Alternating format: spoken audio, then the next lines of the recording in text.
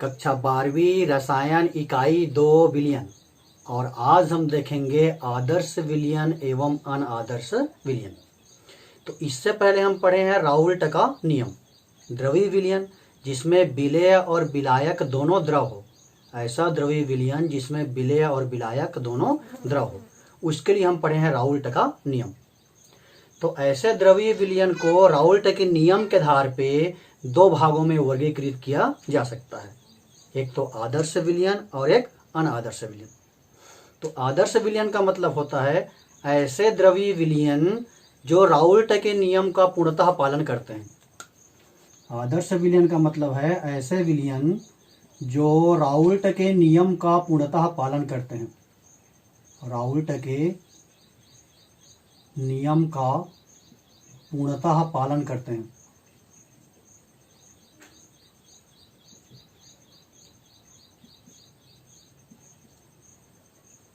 इसका मतलब अनादर्श विलयन किसे कहेंगे? जो राउल्ट के नियम का पालन नहीं करते। अनादर्श विलयन का मतलब हो जाएगा जो राउल्ट के नियम का पालन नहीं करते, राउल्ट के नियम का पालन नहीं करते। तो ये तो सिंपल सा परिभाषा हो गया। आदर्श विलयन मतलब ऐसे द्रवीय विलयन जो राउल्ट के नियम का पूर्णतः पालन करते हैं। पूर्णतः मतलब सभी सांद्रताओं पर एवं सभी ताप पर।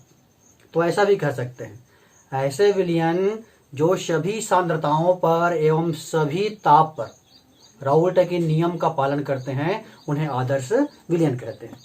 और ऐसे विलयन जो राउल्ट के नियम का पालन नहीं करते हैं, उनको हम कहते हैं अनादर्श विलयन।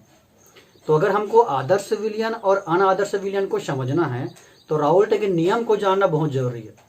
और इससे पहले के लेक्चर में हम पढ़े हैं राउल्ट का नियम। चलिए हम आदर्श विलयन और अनादर्श विलयन को और समझने का प्रयास करते हैं। मान लेते हैं ये द्रव A है, द्रव A, और ये है द्रव B। ये द्रव A हो गया और इसको हम मान लिए द्रव B।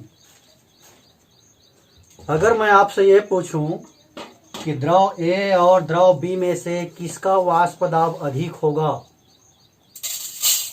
दो द्रव ले लिए, द्रव A और द्रव B। प्रश्न ये है कि दोनों में से किसका वाष्प दाब अधिक होगा।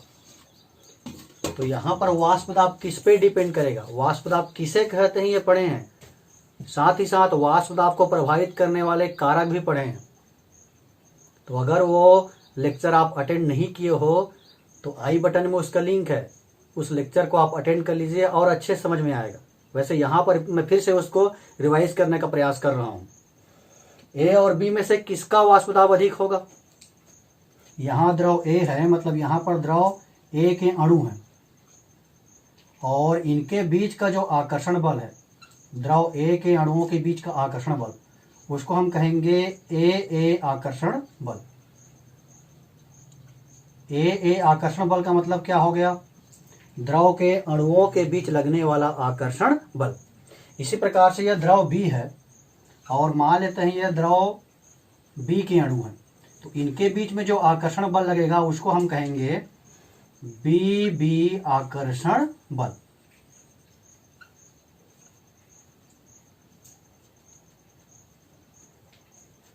अब वाष्प का बनना किस पे डिपेंड करेगा, ये जो आकर्षण बल है उस पे डिपेंड करेगा।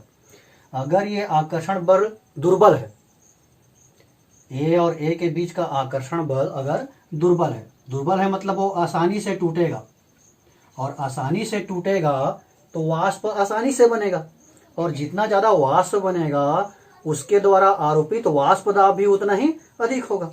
इसका मतलब क्या हुआ कि ए और बी में से किसका वाष्प दाब अधिक होगा कहेंगे तो जिनके अणुओं के मध्य का आकर्षण बल दुर्बल होगा।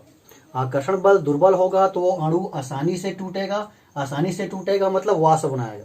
ठीक है, तो ए और बी में से किसका वाष्प दाब अधिक होगा, जिनके अणुओं के बीच का आकर्षण बल दुर्बल होगा।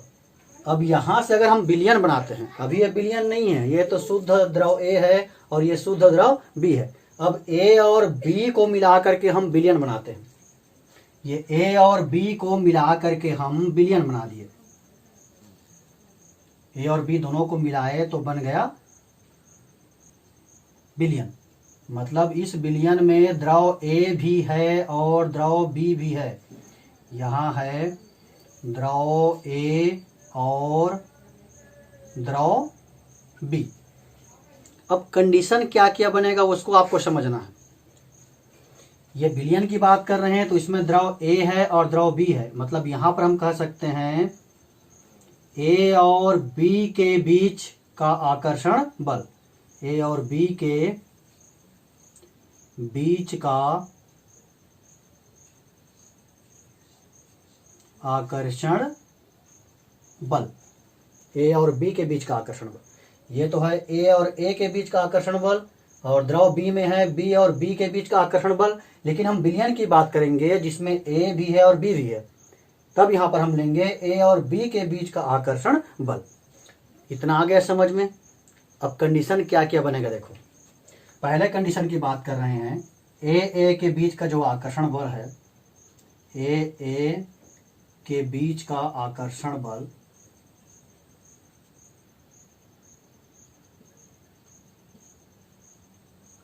ये जो है बराबर है BB के आकर्षण बल के, BB के बीच के आकर्षण बल के।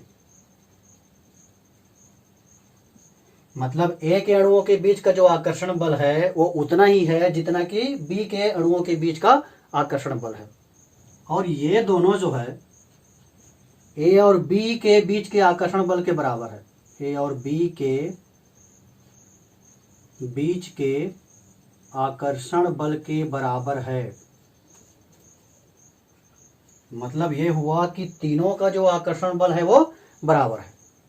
अब आकर्षण बल बराबर है तो अणुओं के टूटने का जो दर होगा, वाष्प बनने का जो दर होगा वो बराबर होगा। यानी कि विलयन का वाष्प दाब कितना हो जाएगा, विलयन का वाष्प दाब इन दोनों के वाष्प दाब के योगफल के बराबर हो जाएगा, क्योंकि आकर्षण बल बराबर है। इस कंडीशन में हम कह सकते हैं कि विलयन का जो वाष्प दाब है वो A के वाष्प दाब और B के वाष्प दाब के बराबर है। ठीक है। दूसरा कंडीशन क्या होगा, ये तो पहला कंडीशन हो गया। दूसरा कंडीशन, ये जो A और B के बीच का जो आकर्षण बल है, बीच के आकर्षण बल,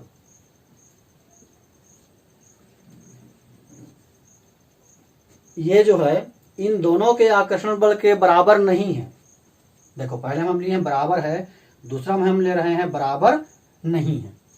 मतलब A और B के अणुओं के बीच जो आकर्षण बल लग रहा है वो A और A या फिर B और B के बीच का जो आकर्षण बल है उससे या तो अधिक होगा या फिर कम होगा।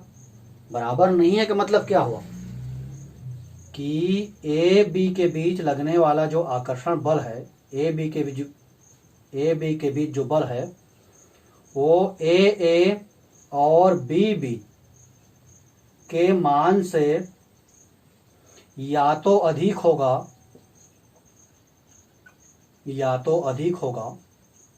या कम होगा।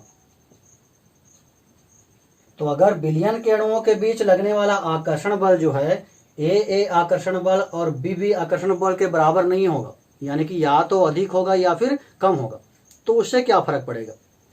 मान लो हम पहला कंडीशन देखते हैं कि A और B के बीच जो लगने वाला आकर्षण बल है ये ज्यादा है किसके बीच लगने वाले बल से, AA और BB के बीच लगने वाले बल से ज्यादा है। अब A और B के बीच के अणुओं का आकर्षण बल ज्यादा है, मतलब यहां पर वाष्प ज्यादा बनेगा कि कम बनेगा, कम बनेगा। यानी कि यहां पर जो विलयन का वाष्प दाब है वो कम हो जाएगा, विलयन का वाष्प दाब कम हो जाएगा। और क्या हो सकता है, दूसरा कंडीशन ये हो सकता है कि ए और बी के बीच जो लगने वाला आकर्षण बल है वो ए और ए के बीच लगने वाले आकर्षण बल और बी के बीच लगने वाले आकर्षण बल से कम है। ये विलयन बना है ए और बी को मिला के, ए और बी को हम जैसे ही हम मिलाए विलयन बन गया।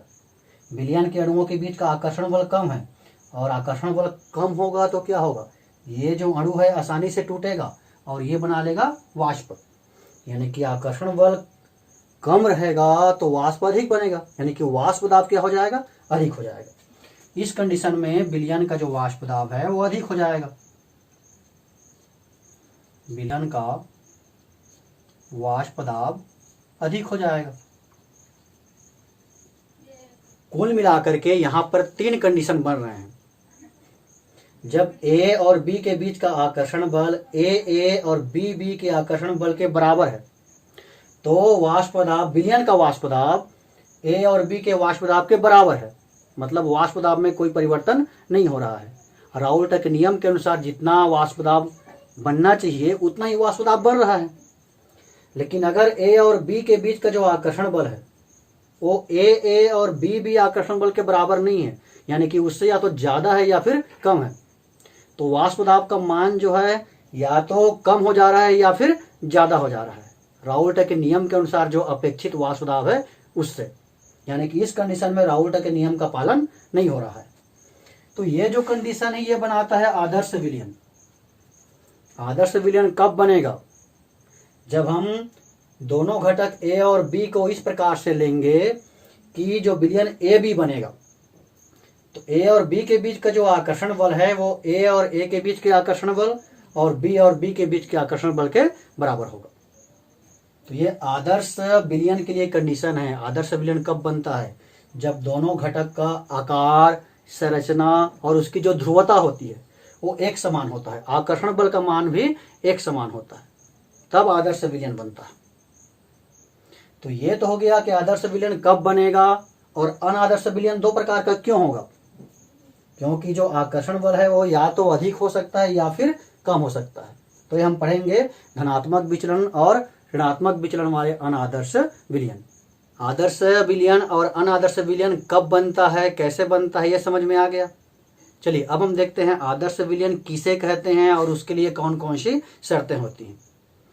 तो ऐसे विलयन जो सभी सांद्रताओं एवं सभी ताप पर राउल्ट के नियम का पालन करते हैं तथा जिनके बनने पर एंथैल्पी और आयतन में कोई परिवर्तन नहीं होता, उसे आदर्श विलयन कहते हैं। इसकी परिभाषा हो जाएगी, ऐसे विलयन जो ताप एवं सांद्रता के संपूर्ण परास में उनके सभी मानों के लिए राउल्ट के नियम का पालन करते हैं तथा जिनके बनने पर आयतन में कोई परिवर्तन नहीं होता, एंथैल्पी में कोई परिवर्तन नहीं होता, तो ऐसे विलयनों को हम कहते हैं आदर्श विलयन।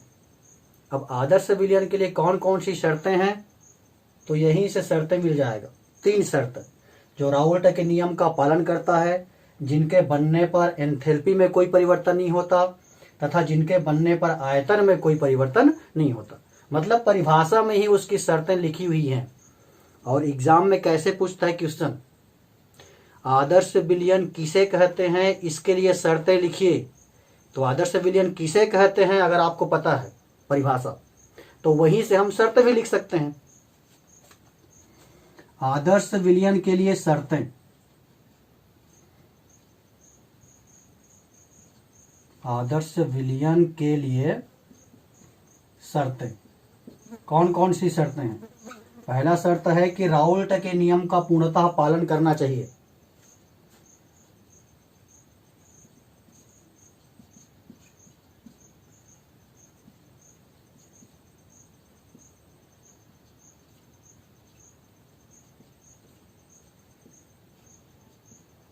राउल्ट के नियम का पालन करना चाहिए, पूर्णतः पालन करना चाहिए। और राउल्ट के नियम क्या है हम पढ़ चुके हैं। राउल्ट के नियम हम पढ़े हैं, P A equal P not A into X A. घटक बी के लिए हम कहें तो P B equal P not B into X B. दूसरा शर्त है जिनके बनने पर एंथैल्पी में कोई परिवर्तन ना हो, अर्थात इसको हम लिख सकते हैं डेल एच मैक्सिमम, एंथैल्पी का संकेत होता है एच, और डेल एच मैक्सिमम का मतलब है एंथैल्पी में अधिकतम परिवर्तन। तो ये अधिकतम परिवर्तन होना चाहिए 0।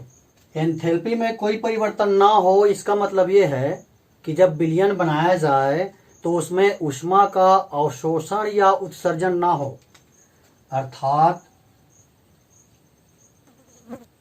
विलयन बनाने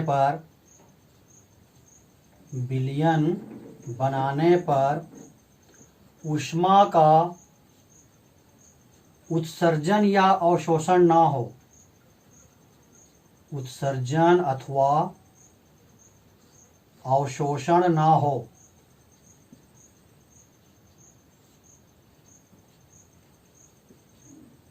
तीसरा शर्त है जिसके बनने पर आयतन में कोई परिवर्तन ना हो, आयतन में कोई परिवर्तन ना हो, अर्थात इसको हम डिफाइन कर सकते हैं डेल भी मैक्सिमम इक्वल 0। अब आयतन में कोई परिवर्तन ना हो मतलब विलयन का जो आयतन है वो ए और बी यानी कि दोनों घटकों के कुल आयतन के योग के बराबर होना चाहिए, अर्थात विलयन का आयतन बराबर कहें, विलयन का आयतन बराबर ए का आयतन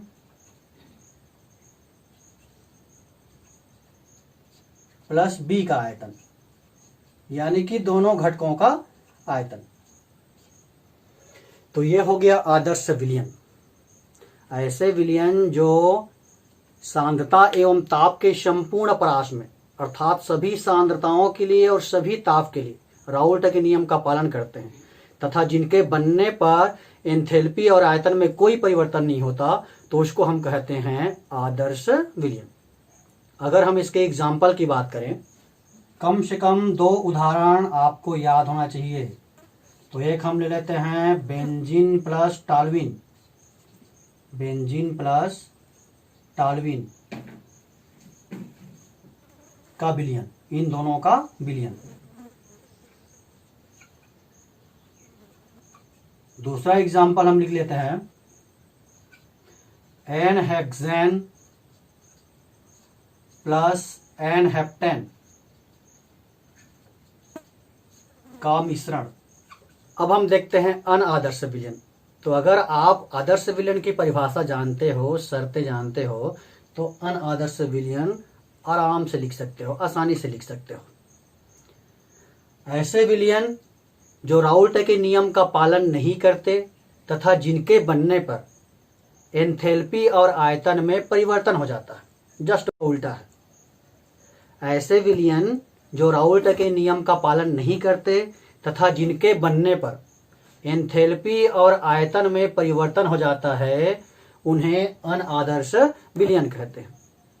और अगर हम अनादर्श विलयन के शर्तों की बात करें, अनादर्श विलयन की शर्तें, तो पहला शर्त क्या हो जाएगा? जो राउल्ट के नियम का पालन ना करे। राउल्ट के नियम का पालन नहीं करना चाहिए, राउल्ट के नियम का पालन ना करे, राउल्ट के नियम का पालन ना करे, यानी कि पी ए ये नॉट इक्वल हो जाएगा P not A into X F. इसी प्रकार से P B not equal P not B X B.